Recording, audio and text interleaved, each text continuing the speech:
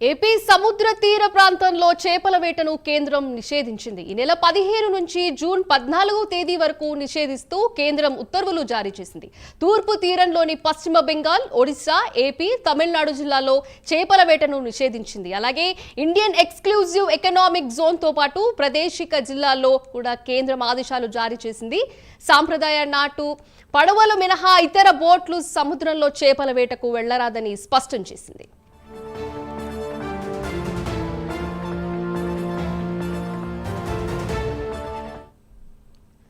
దీని గురించి మరింత సమాచారం మా ప్రతినిధి డిప్యూటీ ఇన్పుట్ ఎడిటర్ వాసు అందిస్తారు. వాసు, చెప్పండి. ప్రతి ఏటా మాదిరిగానే వేసవికాలంలో చేపల వేటకి కాస్త విరామం ప్రకటిస్తారు. అందులో భాగంగానే ఏప్రిల్ 15 నుంచి జూన్ 14వ తేదీ వరకు కూడా ఏపీ కోస్తా తీరంలో సముద్ర తీర ప్రాంతం అంతా కూడా చేపల వేట నిషేధిస్తూ ప్రభుత్వం ఉత్తర్వులు జారీ చేసింది. ఇది ప్రతి ఏటా జరిగే ప్రక్రియ. ఇందులో భాగంగానే మొత్తం ఈసారి కూడా ఈ వేసవిలో కూడా ఉత్తర్వులు జారీ చేసింది.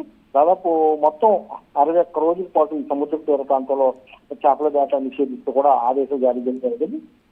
ప్రధానంగా విశాఖ నుంచి తూర్పు తీరంలోని పశ్చిమ బెంగాల్, ఒడిశా, ఏపీ, తమిళనాడు, అండమాన్ నికోబార్ తీరంలో ఇండియన్ ఎక్స్క్లూజివ్ ఎకనామిక్ జోన్ తో పాటు మొత్తం ప్రదేశాల్లో ఉన్నటువంటి జిల్లాలలో ఈ చేపల వేటను నిషేధిస్తూ కేంద్రం కూడా ఆదేశాలు జారీ చేసింది. అటు పశ్చిమ తీరం ప్రాంతంలోనూ జూన్ 1 నుంచి జూలై 30 వరకు కూడా 60 కోట్ల రూపాయల చేపల వేటను నిషేధించడం వర్తింపజేస్తారు. మెకనైజ్డ్ షిప్పింగ్ బోట్లు, మోటార్ బోట్లు, ఇతర షిప్పింగ్ వెసల్స్ చేపల వేట చేయరాదని కూడా స్పష్టం చేసింది. సాంప్రదాయ నాటు పడవలు మినహా ఇతర బోట్లు సముద్రంలో చేపల వేట కలటాలని కూడా ఆదేశాలు పేర్కొంది. ఈ మేరకు నిషేధాజ్ఞకు ఉన్న నోటిఫికేషన్ కూడా జారీ చేయడం జరిగింది. ప్రతి ఏటా కూడా ఇదే విధంగా మత్స్యకారులకు వేట విరామం ఇవ్వడం జరుగుతుంది. ఈ సమయంలో చేపల సంతానోత్పత్తి జరుగుతుంది. అందువల్ల ఈ పట్టకుండా ఈ విధంగా చేయడం ఆదేశాలు ఇవ్వడం ప్రభుత్వం పరిపాటిగా మారింది.